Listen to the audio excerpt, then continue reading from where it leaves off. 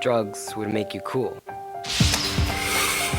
Mom, go in my room. I just asked you No, Mom, shut up, Mom. Tell me to shut Leave me up. alone. Get back here. Mijo! Just say it to my face, dude. What? Just say it, dude. What? It's my face. What's wrong with you? Man, forget you guys. Hey, wake up, sleepyhead. Pay attention in my class. They said drugs would make you cool. They lied. Find out the truth about drugs. Drugfreeworld.org. Yes.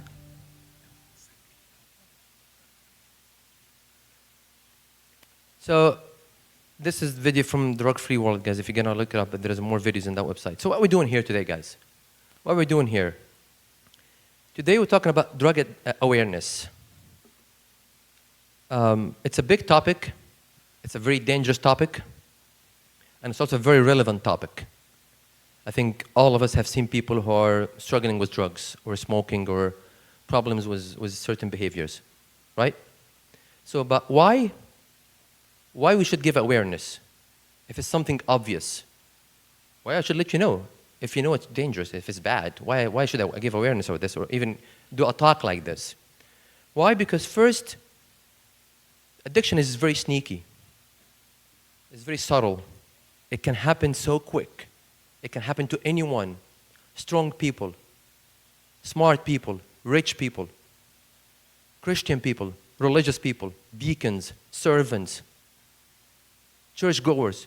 It can happen to anyone, and it happens so sneakily. Like you cannot even predict it. It happens and no one knows how it happened. That's why we give awareness to people. Be careful. It's not a normal thing. I know addiction. No. When it happens, people have no idea it happened to them.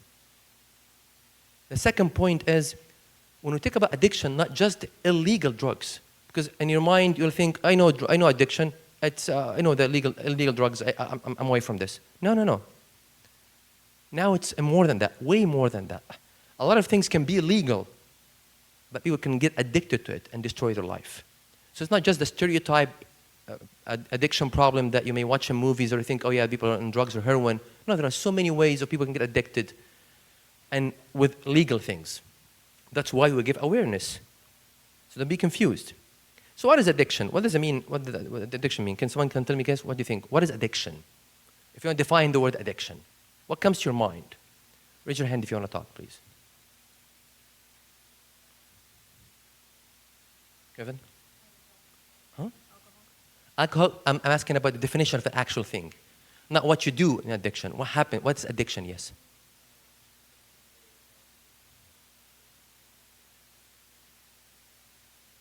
Very good. Your mind is inclined to repeat something over and over again. Good. What else? Alex?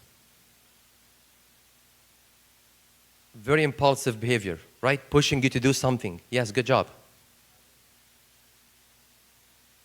Habit negatively influencing you. Perfect. Good job, guys. Yes? Becomes a part of your life. Right. Very good. So what the definition of the addiction is a chronic. Chronic means what? A long-term, long-lasting brain disease. Remember this word. A brain disease that can cause a person to use certain substance or repeat certain behavior repeatedly despite the harm they cause. Meaning, regardless of the consequence, even if there are consequences, and you know it's a bad consequence, problems will happen if I try this, problems will happen with my parents if I do that, I still do it. And I forget about any consequence, ignoring everything that could happen to me. I know I'm going to have problems at school if I do that. I still doing it. Now I have a problem. Okay, so let's see here. Let me ask you this question. Addiction is a choice or a disease? If you say a choice, raise your hand. If you say it's a disease, raise your hand. Because in the definition, I just said it's a disease. Which one is it? First, it's a choice. First time you try something, it's your choice. It's your free will. You said, I will do that. I accepted to do that. I agreed to do that. Then, once you start repeating this behavior and doing this over and over again, you make yourself sick. Your brain gets sick. Your brain will driving you crazy to keep repeating that. So it starts with a choice. First time is always a choice. But then it becomes a disease. Basically, someone choosing to make himself sick. When you're agreeing to do any of these things, when you start using these things, you just make yourself sick. I chose to make myself having a brain disease. This is my choice.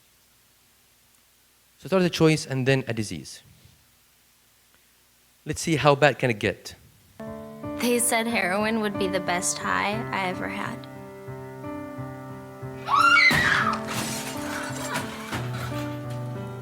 Sweetheart? Sweetie? Listen to me!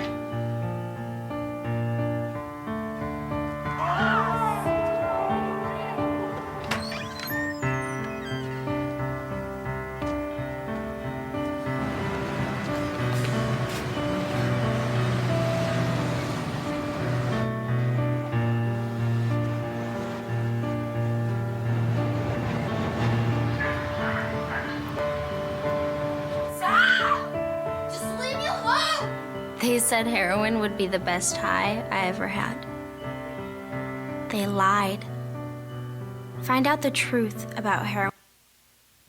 So there is something called NA meetings that people do when they are trying to stop addiction. One of the readings, they say what? People who start doing these things, they end up with three options: jail, institutions, or death. That's how bad can it get. We're going to see why it does not stay at a certain level. And you can be safe while doing these things. But first, what are the types of addiction we have that we know of? There are two types of addiction. Something called substance that includes a certain chemical or a material substance, or something called behavioral addiction, a behavior you do. There is no substance involved. So what are the types of addiction? What are they? Two types, substance and behavioral. Both are addiction. Let's see. Substance, of course, there are so many types of substance addiction, guys. There's a lot. And they sometimes divide them into 4 groups, stimulants, depressant, and so forth. Here I'm just giving examples of the most common thing. Alcohol, tobacco, opioids like fentanyl, heroin, sometimes kratom can be one of this. Prescription drugs, sleeping pills, amphetamine, crystal meth, Adderall. People, they think this will help them with study, but they get hooked on it and become addicted to this stuff, Xanax, and Percocet, cocaine, cannabinoids, of course, marijuana, edibles, the gums, the weed, of course, and all types of marijuana, Delta 8, Delta 10, anything has THC. So to avoid any problem, if it has THC, it's addictive, okay? And we have nicotine, cigarettes, vape, and then we have, like I said, kratom. Some people put that with the opioids. It has the same effect as opioids, as heroin. Those are the common ones. There are so many brands and names and types, street name, and there's a chemical name, and there's everything. But I just got to hear just a summary of them, right? And also there are sports drugs. For example, doping, performance drugs, steroids, all of this stuff can actually be addictive. What examples of behavioral addiction?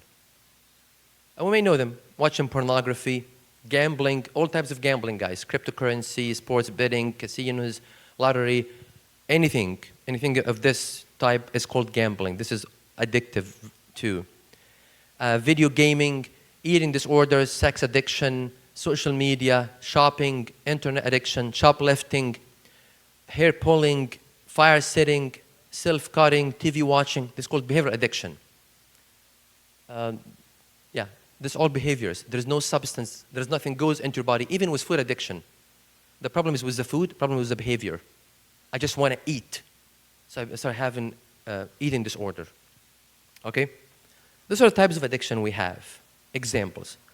There are few terms I want you to be familiar with before we start, before we get into more topics, so you guys know what is the difference. Dependency.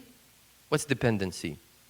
Dependency means after you repeat certain behavior or taking certain drug or smoking certain things or drinking certain alcohol for a time, you find yourself develop dependency, meaning you cannot function without doing this. It's called dependency. Psychologically, mentally, and physically. All I think about when I'm going to be by myself watching this on my own. When I'm going to be by myself to get that thing to smoke. When I'm going to be by myself to play my video games away from everybody. I become preoccupied with this.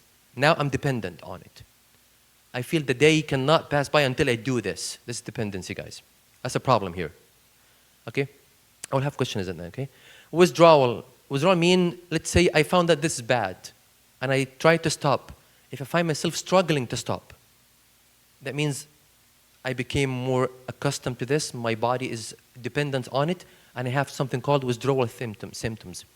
Here my body is reacting for stopping this, meaning my brain got used to the point when I stop it, I will have some symptoms, maybe seizure, maybe depression, maybe an anxiety. So it's called withdrawal symptoms. What's tolerance? What's tolerance, guys? You guys know tolerance? What's tolerance? Meaning, and leads to, yes, something, my body got used to a certain, I'm not affected by this anymore. I have to take more dose, bigger dose, or watch more hours, or play more, or do this more, or instead of smoking one joint more than that, I need to do more. So your tolerance, your body will never stop, by the way. Your body always asks for more. After a certain time, you've been playing video games for 1 hour in a weekend, but then you find, I want to do more. You play 2 hours, 3 hours, 5 hours, 6 hours, every day, not just weekends. Now what's happening here? Your brain developing tolerance. You want to have more of this, more of this. You add more of that. Drinking. I used to drink illegally because you're all underage here. I used to drink illegally, sneaking out something once every blue moon. But now actually I'm doing it every weekend without my parents knowing. I start to fake ID to buy these things or get someone to help me out at the store. Now actually here, my body is asking for more tolerance. What's dopamine? What's dopamine? Have you heard that before? What's dopamine? Someone else, you know what? Anyone different? Andrew, is it? Bishoy? Anyone different? Alex and Bishoy? Chemical in the brain, what does it do? Makes you happy. Yeah, that's very simple. I like that. Dopamine is chemical in the brain, makes you happy. Natural chemical in the brain makes you, when you do something that you like, when you feel like some pleasure and something good, that's dopamine in the brain. A lot of dopamine happening in the brain here. Okay, so let's see now. Factor meth. I didn't do this one because it's part of the talk. Factor meth. Behavior addiction, like gambling, overeating, video gaming, watching porn, sexual addiction, cause changes in the brain the same way as brain drugs addicts, like heroin and cocaine and alcohol. Those things have the same effect, or no, or less, or more. So they have same effect or no? If you say yes, raise your hand. If you say no, raise your hand. Yes, they do. Exact same thing. Believe it or not, this person who's playing video games for hours and hours, he gets affected the same way as someone using drugs. Let me prove this for you guys. This is called SPECT. It's like a 3D things doctors do to make sure your internal organs are functioning correctly. Nothing wrong with your body. Okay? This is a brain of what? A healthy person, right? Brain of what? Someone is what? Using heroin, drinking alcohol? How about this? What does it say? Smoking marijuana? How about this? Someone watching pornography? How about this? Video gaming. Not a big a difference here. About the same damage. A little bit less maybe, but you can tell here. This is how behavioral addiction can affect your brain the same way. So don't underestimate that. Don't think, I'm okay, I'm safe, I'm just playing video games, it's safe. I'm doing that. I know it's easy. I'm watching bad stuff. It's okay, but I'm not. At least I'm not taking drugs, Abuna. I'm not using anything. I'm not smoking, Abuna. I'm not doing anything to harm me. This is just safe stuff. Oh, they can actually damage your brain the same way as drugs. Okay? So we see here that addiction in general can have major impact in your brain. It changes brain chemistry. It hijacks the brain reward system. It floods your brain with dopamine for a while, for a short time, making it the things that should be helpful, they're not helpful anymore. The things should be nice and you like it and more excited about it, it's not anymore. Also, it changes your brain function. You find your brain now is completely not right. You cannot make decisions, you cannot study, you have a very poor memory, you're failing your exams. So your brain function, the brain's not doing its job now, it's hijacked. Number 3, it changes the brain structure. The actual structure of the brain is completely deformed, completely ruined. That's what addiction does, all types of addiction. Brain chemistry, brain function, and brain structure. Okay. It's important to understand that everyone in the world has addictions, or rather natural addictions, to things that are good, like food, water, and sleep. These natural addictions are important for our health and survival, and without them, we would not hunger or crave the things we need to survive. Now, we aren't exactly born with these natural addictions. Our body creates them. Let's look at an example. When you bite into an apple, your brain says, "Yum." Your brain recognizes that this apple is good for you. It has nutrition, vitamins, and gives your body the energy it needs to survive. Whenever the brain recognizes something that's good, it releases a chemical called dopamine. Dopamine causes you to experience pleasure. It's what makes you feel good, like when biting into an apple. The brain releases this dopamine in order to teach the body that this is healthy and good for your survival, and that it should remember to do it again. Now, there are other things we do that can release the pleasurable dopamine, like playing video games, exercising, or reading a good book. However, the amount of dopamine released during these activities is less than what's released when we eat food. The brain does this so it can recognize which is more important.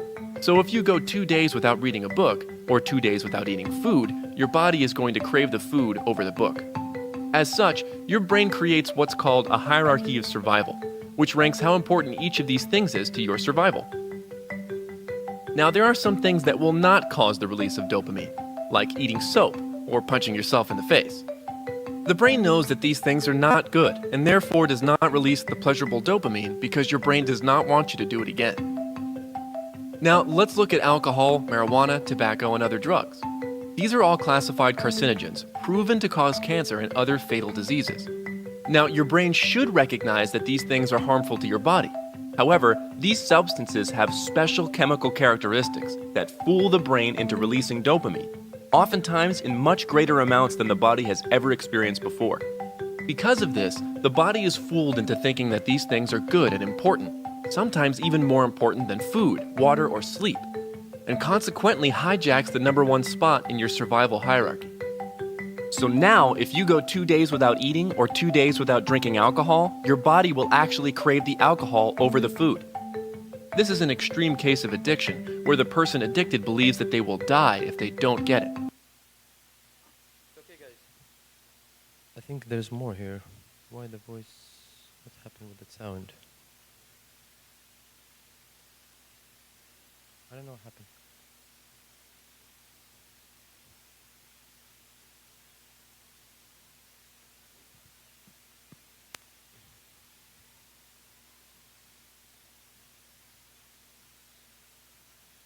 I have no idea what happened, guys. But anyway, he's saying what here? If anything, if people start to using drugs or smoking or doing these things before the age of, this should be 25, they have a bigger problem. 9 out of 10 people become addicted, become addicts because they started before the age of 25. Why? So if we have 10 people at the age of below 25, they started using or trying things or smoking, 9 out of 10 will become addicted and having problems. Why is that? Why do you think, guys, this is happening?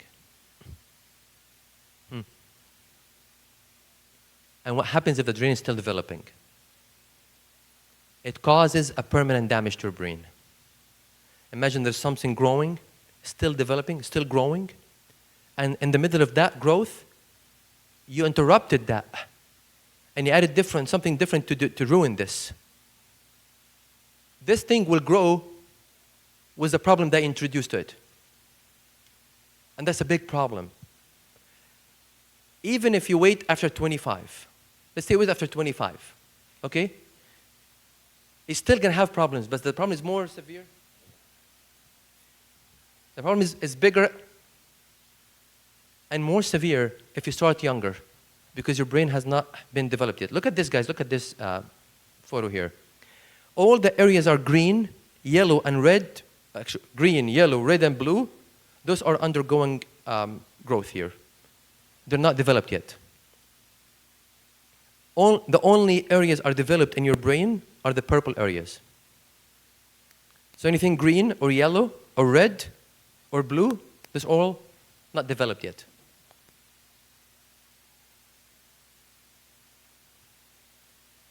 And that fully developed at the age of 25. Who of you guys are over 25? Anyone over 25? Okay. So this applies to all of you guys. Once you start doing this before the age 25, you cause permanent damage to your brain.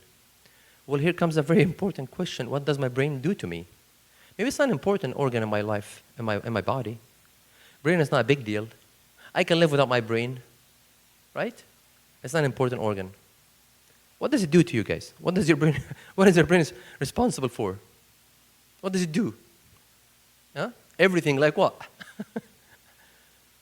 Huh? What, like what? Give me examples of a function of the brain. Decision making. What else? Controls your senses. What you see, what you hear, what you smell, what you taste. Huh? Controls all your body functions. Yes. Problem solving. Good. What else? Brain. Breathing. Breathing. If your brain stops, you stop breathing, you die.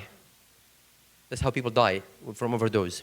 Digesting food, moving muscles and limbs, feeling pleasure, ability to see, going to sense like you just said, thinking center, memory. How come you study, and when you study something, go to the exam or the test, and you be able to retrieve this information? Who does this? What does this in your body? It's the brain. Imagine addiction targets the most important organ in your body. It targets the most important organ in your body. And that gets destroyed. Basically, when you start doing the stuff we're talking about today, you made a decision to destroy your own life. As simple as this. And here let's ask a question, guys. What would lead people to start this, using drugs or become addicted to certain behaviors? What makes the people even try these things? Guys, remember this. No one is born an addict. No one is born as an addict. There is no stereotype. Like you see, okay, this guy is an addict. He will be an addict like immediately. No. Different factors, different people can become addicted to drugs and behaviors. Right? But what are the factors? There are so many factors. We're just going to touch on some of them. Let's say some real cases here, real stories of people, how they start with them. Betish, I'm going to ask you, how did it start with them? But why the voice is not happening? Oh, here we go. Thank God. It was around when I was 13 or 14, and you kind of find yourself trying to pick and choose your friends. And also at the same time, you're not really worried about what you want to accomplish at that time, but what people you want to hang out with. I wanted to fit in. Wasn't a popular kid in school, and it made me forget about all that. Like, oh yeah, everybody else is doing it, so I'm going to do it. Friends were doing it. I just wanted to jump right in and have fun. I did drugs because it seemed like it was fun. It was the cool thing to do. The cool thing to do was to get high, go to parties. Growing up, you're struggling. and couldn't deal with life. So I didn't have to deal with life. I wouldn't listen to anyone. I was stubborn. Like, as a rebellious thing, this is what the rebel kids were doing. I just wanted to see what it was like. I started experimenting with it. Experimenting with friends. First tried it because I was bored. I was always up to try something new. You know, when I was growing up, we had this program that was just say no, just say no. People are just saying no, but they're not saying why. It's like telling a person no and then they go do it. Sparked my interest on drugs. I knew that they were bad, and I always heard about this addiction, but I didn't know what it meant. That's probably the number one reason why I did drugs in the first place. I just didn't know. From, again, Drug Free World website.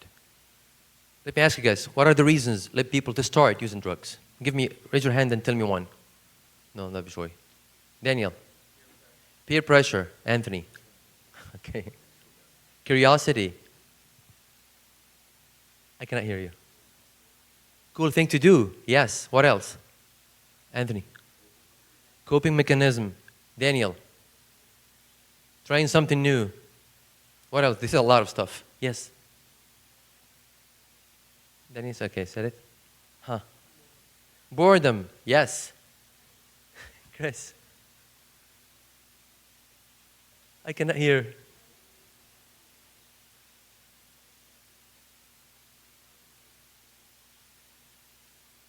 Okay, good job.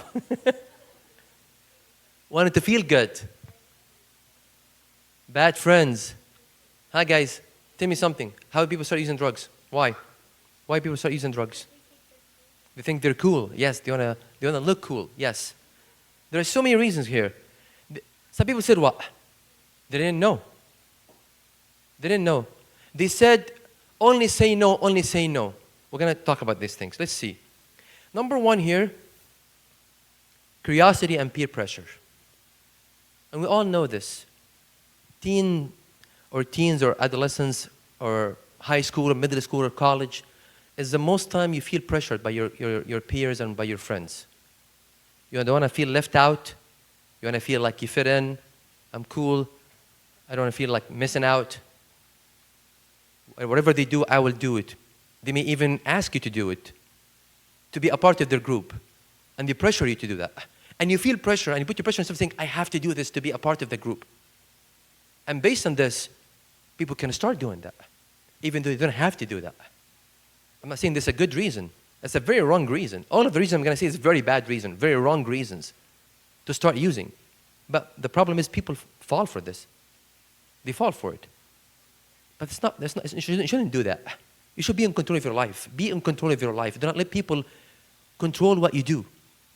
Second point here, failing to deal with stress, trauma. Maybe problems at home. Parents are fighting. Parents getting divorced. Separation. Having problem with school. Academics. I've been abused when I was young. A lot of problems. Trauma. Car accidents. I lost a parent. I lost a very good friend. A very dear family member. And people falsely, mistakenly, they do something very foolish. Very foolish. And instead of coping with that stress in a healthy way, in a good way, they use drugs or they smoke, say, because they want to forget about it. But guess what? Once the effect of that drugs goes away, the person realizes she put herself in a bigger problem, even bigger than the original problem they were struggling with. It's very unwise here, not smart to do that. In order to get out of certain problems or family issues at home or things that you're struggling with at school or with friends or relationships, you start using. You put yourself in a deeper and bigger problem. So failing to deal with stress, they couldn't not do it. Ignorance. They tell us, say no, but they never say why say no. And that's why we're doing this type of talks. I'm so happy that the servants and Abuna and the priest agreed to do that. This is very important. We do this here every year in the church, to educate people. Even though we know addiction is bad, drugs are bad, but people still fall into this. And they still become addicted.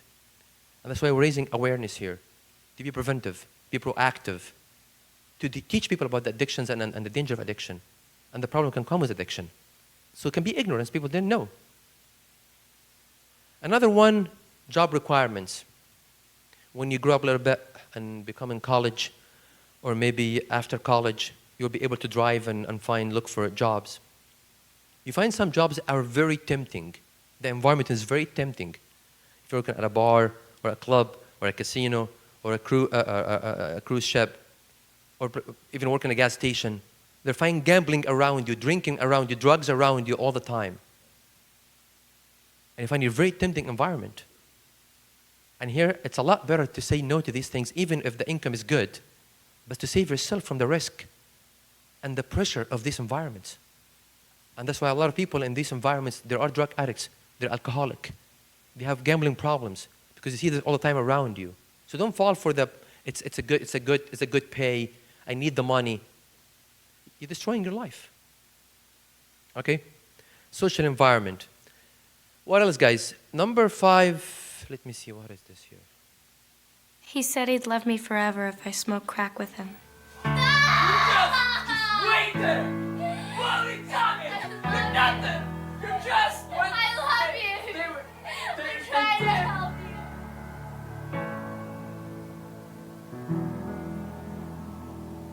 Okay, you got the money? Okay, yeah. Why are you asking him? Listen. All right, get out. Okay, this is 50. Please, clear! Search warrant! Clear! Don't move, please! Don't move! Hey, emergency! Put your hands up and drop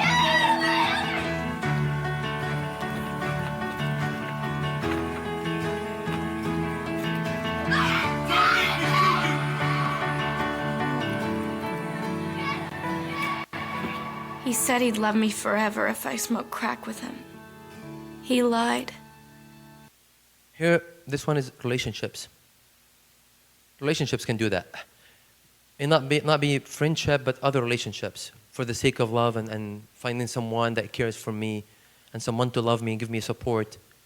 And I want to keep this relationship. It can be under peer pressure, but that's another way of people can become addicted. This one here, media.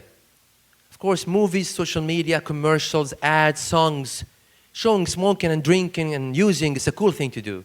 You find movie stars, celebrities, singers, even there are pro-drugs songs pushing people towards that. And of course, people listen to these things, watching this all the time, and even it's very wrong and you find someone drinking a bottle of wine or liquor in the movie, and just after this, he's sober and clean, and he can do a lot of things. That's all fake. That's not true. No one can do that. People get deceived by these things, by media. It can be family. Like I said, family trauma can cause, but also family who are using or drinking at home, or smoking, or mom and being on social media all the time. And I think my mom is on social media all the time. My dad is smoking, he's drinking, but that's not a good excuse for you to do that. It's not a good reason for you to do that. Not because my dad is doing this, my mom is doing this, my older sibling, my older sister doing this, my older brother doing this, I gotta do it. Or my cousin doing this, I gotta do it. No, you don't have to do that. Yes, God says obey your parents, but obey your parents in the Lord. And your parents never tell you to do this. Yet they're not giving you a good example. Understood? But doesn't mean I copy them and take it as excuse. God knows you can do better than this. You can say no. You can say I'm not gonna do this. And even help your parents to stop this. But don't just take a reason to copy your parents.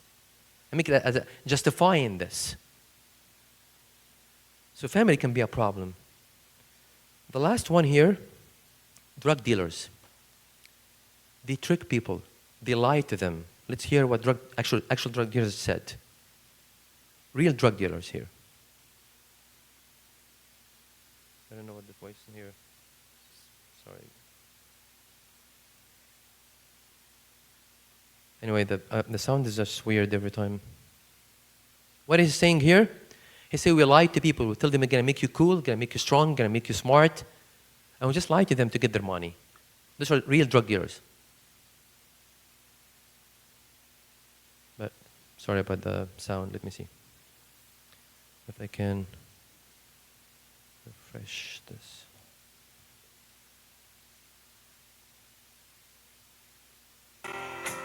All it is taking a drug dealer's word for it. When you're trying to get someone hooked, you'll say whatever you can to get a customer. You're lying for them to believe you so you can make money. I would tell people it's fun, makes you energetic, makes you more likable. It's something, people want to be around. I'd tell them whatever they wanted to hear in order to pick that first one up. What he says, I'll tell them whatever you want to hear. Whatever you want to hear, he will tell it to you. Because what do you want from you? What do you want from you? Want your money. That's what they care about. Just care about your money. So to summarize, this are 5 stages of addiction, guys. How it happens, how it progresses with people. Number 1, experimenting. That's starting, the beginning here. First time, I want to try it. Someone offered me something. I'm in a gathering, and a birthday, and a baby shower, and a wedding reception, hanging out with people, experimenting things at school, school bathrooms, school bus, neighborhood, even a church parking lot. There's no place is safe. You can find people offering drugs or things all over the place. So experimenting things. And here, one of 2 things may happen. You may like it, you may not like it. The problem is, if you like it, then we move to the second stage here. That is what? You have no problem to try this. If it's available again, I liked it the first time. But you think, what? I can do it again. I can do it again. I have no problem. I liked it. If it's around, I don't mind using it again. If it's here, I will do it. Right, Daniel? Right? You guys have your phones? You don't have your phones? Okay. You're playing with toys? Okay. Number 3, substance abuse. So the third stage is what? First time I tried it, it's around. Second time, it's around me. I don't mind using it now. I like this. It's okay. It's good. Third one becomes a lifestyle. Here I start abusing it. Meaning what? At this stage, I passed the recreational use here. Maybe it becomes regular use in my life. Every weekend I'm planning to do this. Now just not when it's available, I'm going to do it. No. Every weekend I'll do it. Every Friday I will do that. Every Thursday, it becomes something regular here. I become accustomed to do that. It becomes a part of my lifestyle. That's third stage. Fourth stage here, we call it physical mental dependence. Meaning here, you feel like you cannot function without it. Your mind, your body crave for it. I got to do it to be normal. I'm still functioning, by the way. I still have a job. I still be in school. I still can do things, can come to church, can be a deacon, I still can serve Sunday school. I can do a lot of things, but only when I have this, I'm functioning. But if it stops, if I cannot find it, I become a very different person. Then we have the 5th and the last stage. We call it the substance use disorder or addiction here. At this stage here, the person does not care about anything for the sake of getting this. Even if it's a video game. If my parents took it from me, I will beat my parents. I will cuss them out. And I've seen people, if my mom took the phone from me, it would be the last, like, I'd be screaming, hitting my mom, hitting the door, hitting the wall. I can't. This is me. So here people having problems. It can lead to stealing. I can even steal from my parents. I can cheat to get the money to do this. I can even sell because I have to do this. This is the last stage here. When I was 12 years old, I didn't say, hey, I want to be 24 in rehab. I never said that to myself. But that's what became true. And I never thought about it when I was 13 years old. I started smoking pot. I was that kid that started out with marijuana and played around with certain party drugs, whatnot. And I told myself specifically that I would never do certain things, cocaine, heroin. And it only took a short time for me to finally accept it and be like, okay, I'll try that. I had no idea where it would lead me, to almost dying, to stealing, lying, cheating, ruining relationships. It didn't matter. I didn't get into sports. I didn't get into the clubs. I didn't even go to prom. Left me with living on the streets without a family, and Is that what I set out to be? No. You know what I mean? I was just set out to have a good time at college parties. The drugs robbed me of all the pleasure of life. The drugs took away my family. The drugs took away my girlfriend, my friends. I looked back on 5-6 years of my life and saw that all I had done is absolutely just ruined incredible opportunities that I had to have success and hurt all the people around me. It's not just something that it's going to affect tomorrow, it's going to affect forever. What is the common thing, guys? And the first few people said that, the common thing for all of them. They thought they would never get that bad. It would never get that bad. It would never get worse. I'm going to stay in control. They never thought it would lead to that. I'm only smoking marijuana. I will never use drugs or cocaine or heroin. I will never do that. All of them start like that. People thought they are in control, and that's the biggest thing I think people think. I'm in control. But the problem is what? They were in control of the drug or the behavior they're repeating or they're doing. The biggest myth, I have got this, I'm in control. When you see someone saying, I know what I'm doing, don't worry about me. I know when to stop. I got this. I have no problem. I don't have drinking problems. I don't have smoking problems. I don't have gaming addiction. I'm not. I know when to stop. When people start saying that, that's the beginning. Biggest myth. No one thought of this.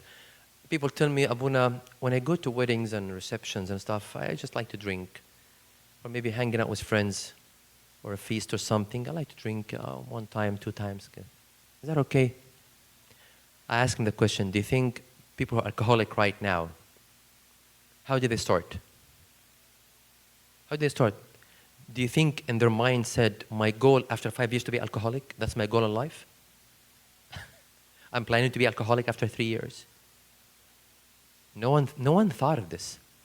No one thought they will come to this point. It started as hanging out with friends, casually doing that for fun, but then it progressed. It kept happening. And people are in denial. In denial. What's denial? I don't have a problem. I'm good. It's called denial. And there are so many facts around, so many facts. I've seen people, guys, I serve at the addiction rehab here in Tampa. We have an Coptic addiction rehab.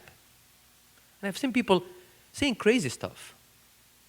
How to be stealing, losing their jobs, getting divorced, kicking out from their house. Their parents kicked them out. Dropped out of college. Lost everything. And they say, I don't have a problem. I have a problem with drinking or using drugs. I have no problem with smoking. These are facts here. You have a huge problem. The second one is called insanity. What's insanity, guys? There's more than I'm different. What's insanity? What's insanity? Anyone have an idea what's insanity? You know what's people insane like crazy people, but there's a definition here, insanity and addiction. Right. Very good. Doing the same thing over and over, expecting different results. Everybody around you who became an addict or alcoholic or porn addict or having problems, I think I'm different. I will do the exact same thing they're doing. I will never end up the same way. What do we call this? Insanity. You're crazy. You're out of your mind. Your human brain is the same as his human brain, same as her human brain. You're not any different. Whatever happened to that person will happen to you, regardless of what you think of yourself. You're not a Superman, you're not a superhero. It will happen to you. If you think it's not going to happen, you're insane. You're crazy. So addiction is progressive disease.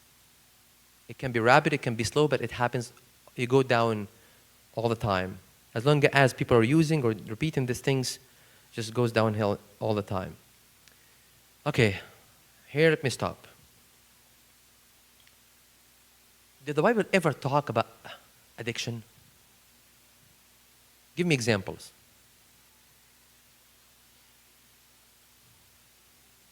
Give me examples, guys.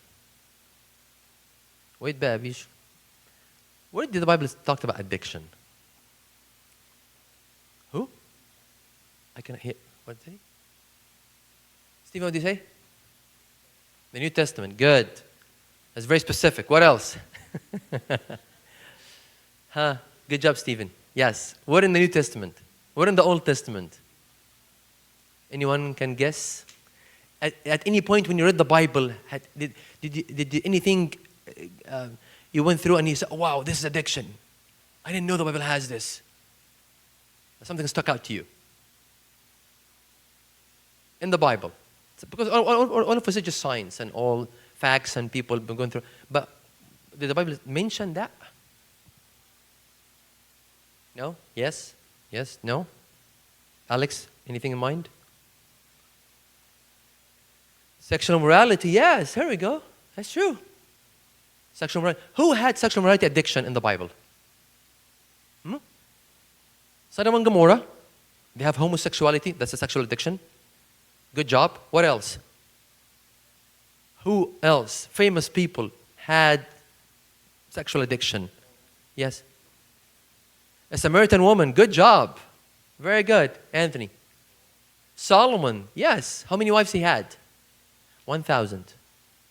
700 wives and 300 concubines. Who else? A very famous one. It destroyed his life. Huh? No, David was not. It was just no. It was just a sin, a weakness. But someone, huh? Samson. Multiple times. Every time he goes to do sin with women, problems happen, and he kept on going. Yeah, a lot of people have problems with addiction. But actually there's more. Not only sexual addiction in the Bible. Who can read for us? Who can read for us? Wine is a mocker, strong drink is a brawler, and whoever is led astray by it is not wise. We're talking about wine and strong drink here. People who do that, they're not wise. What else here? Isaiah 5:22.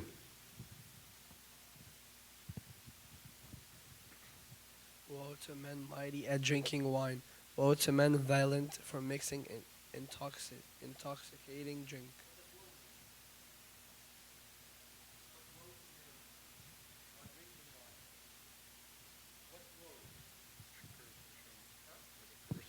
What is woe, guys? What's woe to people who are drinking wine? Curse? Yes. What else? Woe to you. Shame on you. What else? Disgrace. Yes. Disgrace, shame, punishment if you drink wine. All right? And in another version here says, what sorrow for those who are heroes at drinking wine and boast about all the alcohol they can hold. People boast about this. They show off by doing this. How about this type? Oh, this one is, I was going to ask you what type of addiction is here. There's a lot here. What does it say here? Proverbs 23. By the way, guys, Proverbs 23 is the most chapter in the Bible talks about addiction. The entire chapter talks about alcohol. Okay? I'll read this time. Listen, my son, and be wise. Lead your heart in the way.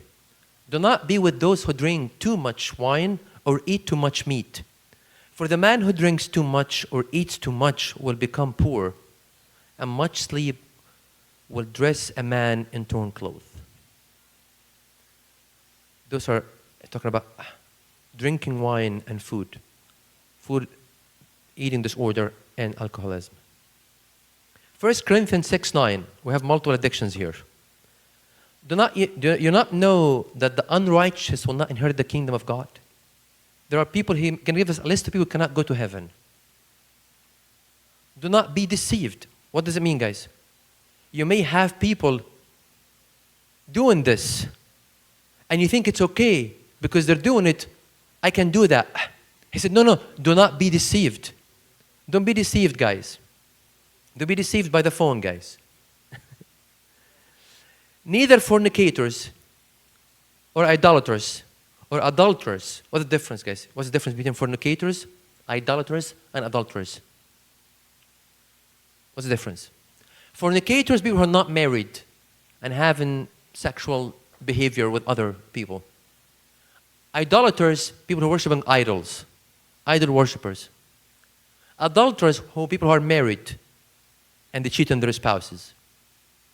Or homosexuals, nor sodomites, nor thieves, nor covetous, nor drunkards, nor revilers, nor extortioners will inherit the kingdom of God.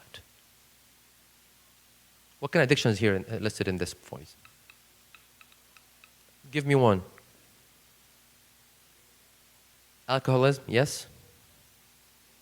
Pornography, yeah, it's good. Sexual, yeah, part of it. Alcohol and sex addiction, to be generic. All of these. And actually money addiction here can be actually money addiction because people are thieves. They give just for the sake of money. Some people, not every thief is an addict, of course, but some people just do it for the love of money. Right? How about gambling? 1 Timothy. Why people gamble?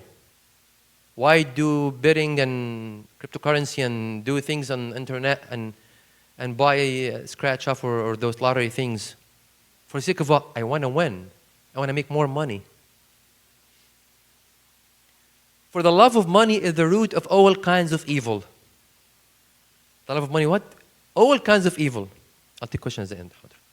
For which some have strayed from the faith and their greediness, and pierced themselves through with many sorrows. Big difference between gambling and investing. Okay? Her gambling for the sake, of course, gambling, sometimes I may not even win. Right? And I'm wasting that money. And on the cost of someone else losing. There's so many problems with gambling.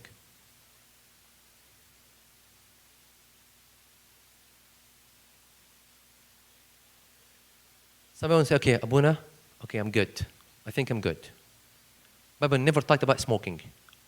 Talked about alcohol, sex addiction, gambling, food addiction. I'm smoking. None of this is here. I'm good. I'm playing video games. I think I'm good.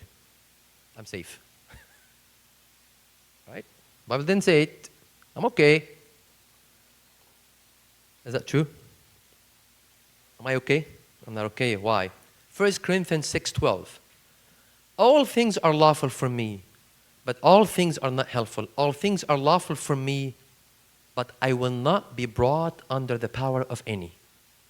If there is something that controlling me, controlling my life, controlling my thinking, ruining my life, causing problems with my parents, with my friends, at school, with my church, with relationship with God, and that thing is controlling me, I have a problem.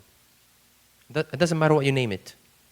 If there's something that exists in this way, I have a problem with the phone addiction, social media addiction, drug addiction, behavior addiction. These are things I'm being brought under. So here, last part here, how to prevent and how to recover. How to prevent and how to recover. Can I protect myself against this? Yes. Yes. Can I teach? Maybe I'm teaching Sunday school. Yes, I can. I can teach people how to help. Number one here, guys, how to prevent, preventive action. Practice saying no. This is very powerful. In the beginning, it's going to be hard, but I'm going to tell you a trick. Imagine yourself in situations, people offering you things like this, and you saying no. And here's some words you can even memorize those. No, I'm good. I don't mess with the stuff. No thanks. I'm not into that. When you repeat these things a lot, especially before going to school, going on a school bus, the first time it'll be a little bit hard. The more you do this, it becomes easier. What does it do to you when you do that? What does it do to that, guys? It builds confidence. It makes you in control of your life. I'm in control of my life. I'm not going to let people control me. Not because they're my friends and I like them and I want to hang out with them, I'm going to be part of the group, I'm going to let them dictate to me what to do. I'm in control. I'm going to say no. This is my life. This is my future. It puts you in control. You earn respect, by the way, guys. It's the opposite of what we're thinking. You may think people think you're a coward and you're not brave to try. It's the opposite. The person who says no is stronger than the person who says yes. Anyone can say yes. But the person who says no is the strongest. And when you say no to people, when they offer these things to you, they know that you're stronger than them because they couldn't say no. And here's your choice. To be the stronger or the weaker? Are you a leader or a follower? That's your call. Do you want to be a leader or be a follower to my friends? I know no one likes to be a follower. So why do it? I'm in charge of my life. I want to protect my future. What kind of a person do you want to be? Think about this. What kind of future I want to have? Do I want to go to college, finish college, have a good career, getting a good job, getting married, having life, having kids, having family? Or I want to be a drug addict, a junkie, homeless person, all my life being in that box in my room, playing video games until I lose everything, destroying my life just for the sake of video games, or for the sake of drugs or marijuana, or for the sake of my friends who are going to leave me eventually, not going to be with me. Don't I get arrested and go to jail, or go to hospital, or overdosed and die and somewhere God knows where is it? What future do I want to have? All depends on that. And that one action that you take, one action can change your life. One action, one choice. Either can make you a successful person pursuing your dreams and your goals, or it can make you a failure, a loser, losing everything, even your family, even your life, your school. One choice, that one thing. We have seen both. We have seen both. At your age, younger than you, older than you. People who said, no, I'm not doing this. Thank you, man. And some people agreed on this. And because they agreed on that one time, it ruined their future, ruined all their life. What kind of person you want to be? What kind of future you want to have? Practice saying no and keep saying no. Grow spiritually. There's a big study here. It's done about 297 teens, about 300 people. A study was found that people who are religious, especially teens, and more spiritual, more involved in spirituality and the church, the less they can try or abuse drugs. And here I'm not talking about just coming to church, attending a church, yani. I'm going with people. No, people who are spiritually connecting with God. They have a relationship with God. They're praying, they're reading the Bible, they're confessing, taking communion, serious about their spiritual life. They found inverse, opposite relationship here. When those people do that, the chances for them to use, they have better way of making decisions and deciding on their life and taking action in their life. You find people who are doing that, less a chance for them to use substance. By the way, you may find someone at church 24/7, 7 days a week. All the time, anything, they come. They have the car, they drive. But there's no relationship with God. It doesn't exist. They just come to play soccer, to play basketball, to play anything. And they just hang out with friends. They don't even come to church, they don't attend anything. There's nothing. There's no relationship. There's no confession. There's no prayer at home. There's no Bible reading. They don't care about this. Just they are in church, but doesn't mean they're going to be following this. No, they're not under this category here. So the first one, what's the first one? To be preventive, to protect yourself. Say what? Say what? No. Say no. Second one, grow spiritually. Number 3, find the stress solutions. Yes, everybody having stress in their life. There is no one human being on earth that doesn't have a stress. But not every person uses drugs or smoking or watching pornography or going into their video gaming to escape from stress. No, there's a lot of people who find good ways of coping with stress. Exercising, a great way, natural, healthy way God put in us naturally. When you exercise or play sports, your body actually feels the excitement, same thing as drugs. It makes you feel good. You have the exact same feeling. Naturally, was created with that thing. Very natural, God gave it to us. So you have no excuse.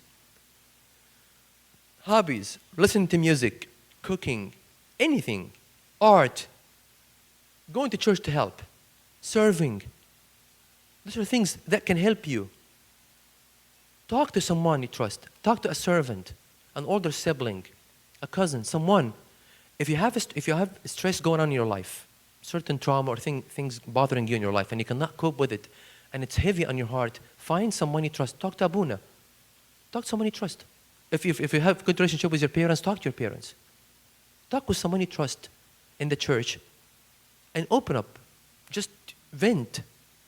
Because bottling up these emotions, it can lead, that's how people go and try other things to forget or a gateway or to escape from those emotions. The loneliness, the failure, the depression. So find someone to talk to. Good sleep and good nutrition. Lack of sleep, junk food, they actually fuel addiction. They increase the chance of addiction. So what's the first one? What's the first one? What's the first one? Second one? Grow spiritually. Third one? Find the solution. Number 4, stay away from temptation, because you can be practicing all the 3, but you are in an environment, people around you smoking all the time. Those group of people, this place when we go to, is very tempting. And I find it very hard to resist. Guess what? Stay away from that. People, places, and things, they can be very triggering. People, places, and things can be very triggering, meaning can be very tempting for you to fall. I always tell the people in confession, imagine I want to quit watching pornography or falling into sexual lust addiction. What triggers you? Probably social media. Maybe I can be praying all day long and going to church and confessing, but there is platform, social media I'm watching all the time. And because of the algorithm, I've been watching this, it keeps suggesting more and more from me. Right? So we know the algorithm. So here, I've been praying, I've been confessing, but also I've been watching rated R movies. Things I know it has sexual content. It says that in the beginning. Certain TV shows, certain songs, certain books. And I've been doing that. So what I'm doing here, I'm not helping it. I'm shooting myself in the foot. I'm not doing anything. I'm building on one side, but I have a big hole here. There are a lot of things that are coming from that hole, and I'm trying to build a good place, but I'm not. You have to block that hole, that social media, that things. I have to stop the triggers. I have to avoid these things if I want to control this. I have to do both. Stay away from temptation. Avoid junk food, because these things are really can have high risk of increase the addiction percentage here. People who have ADHD and conduct disorder, you will have medication. You will need medication. If you are diagnosed with ADHD, you have a big risk of impulsive behavior, that trying things without thinking, taking action without thinking. So a lot safer, based on a lot of researches here, it's a lot safer to take medication. If you are being diagnosed or your parents told you have this, it's very important to do the medication. Medication is very safe. I know people have been on medication for years and years, and they're married now, and they have kids. They've been on this for 30, 40 years. Because ADHD, those people have very racing thoughts. They cannot sit still. They're always moving. They always have things. And the doctor, psychiatrist can be able to diagnose this. If there is a need for medication, take the medication. It makes you more calmer, wiser, doing better at school, because you can think, you can memorize, you can do things. Take the medication if you do. And the corrective action, sorry guys, it took a long, but I want to finish this. Corrective action, let's say I started this Abuna, I've been trying these things, I've been on these things. What can I do now? You have to understand there are 2 things going on now if you try these things. It is sinful, it is a sin, and it's a disease. So I have to fight in both sides. I have to address both problems. It is sinful because I'm destroying my body. And God says, your body is a temple of the Holy Spirit. You don't own your body. Your body belongs to God. And every time I do these things, I'm destroying my body. And that's a temple of God. And God says something very scary here in the Bible. If anyone defiles, destroys the temple of God, God will destroy him. Because my body is not mine. Imagine my body is a temple of God. Imagine someone came right now, ran into the altar here, and he started eating and drinking, or cussing out people,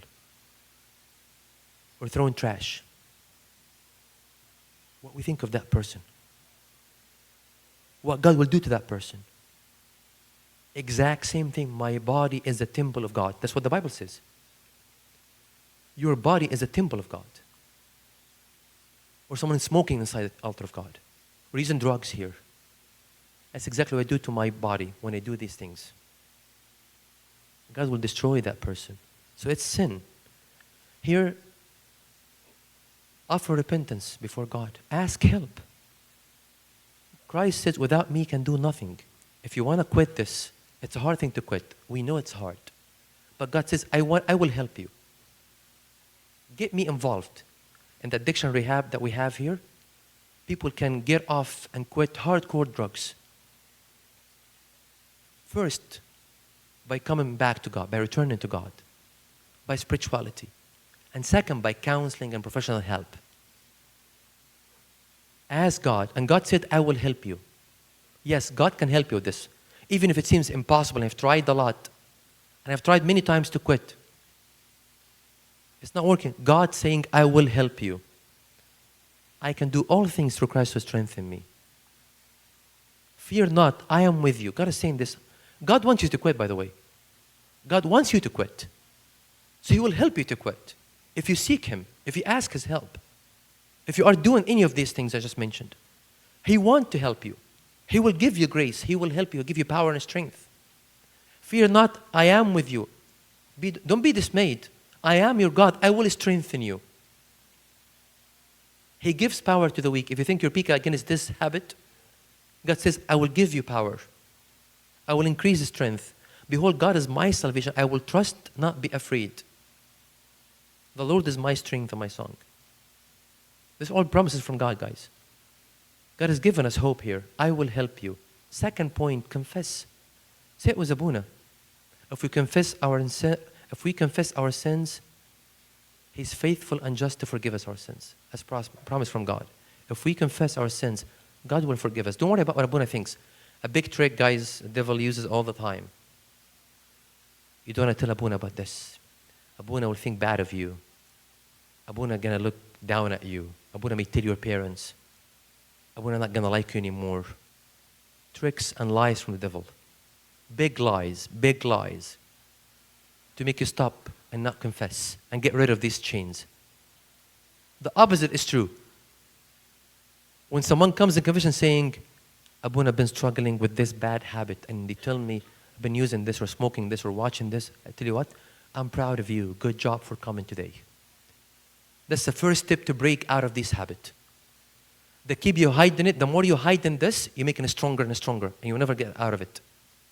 And the devil wants you to hide this, to keep it secret, not to reveal it to Abuna, because once you reveal it, it becomes weak. Abuna will guide you, pray the absolution for you, will give you guidance, will help you. You will break free from this. But as long as you hide in this, you will never get free of it. And that's what the devil wants.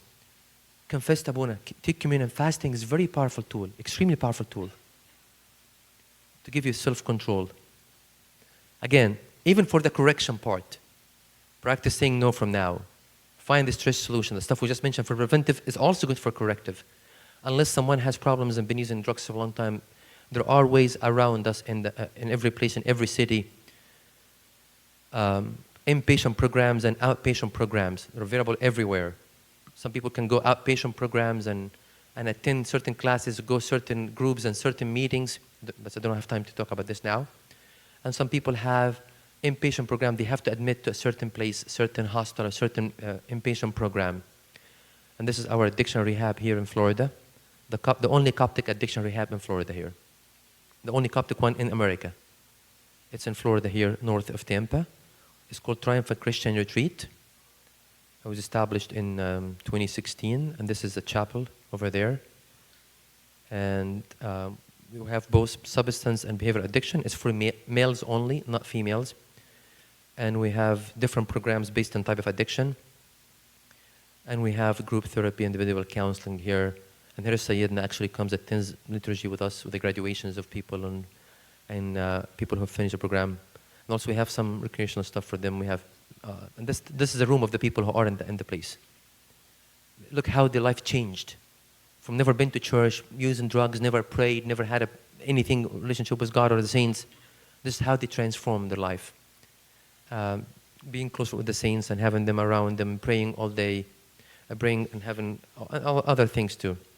So there are a lot of options around us for inpatient, outpatient. People can be in the, they don't have to go any place. You can be hometown and just attending places and going back home, or if it's not helping, you may need inpatient programs based on the case and based on the addiction. There's something called 12 steps NAA programs everywhere around you guys. If you have any type of addiction, you can search NA programs around me, or AA programs around me. If you have problem with alcohol, narcotic substance, gambling, marijuana, sex, porn, these are groups offered in the churches and here in the States, in every place, in every city. You can search for these things and you can attend those people. And we also have our own Coptic addiction group on Zoom every Tuesday. There's something called Celebrate Recovery. This is for more Christ-centered groups, different from the AA. It's called Celebrate Recovery. There's more Christian ones. You also can find them and attend. So recovery is possible. There is hope. It's easier and safer to say no than to start and go through all of this. And glory be to God forever. Amen.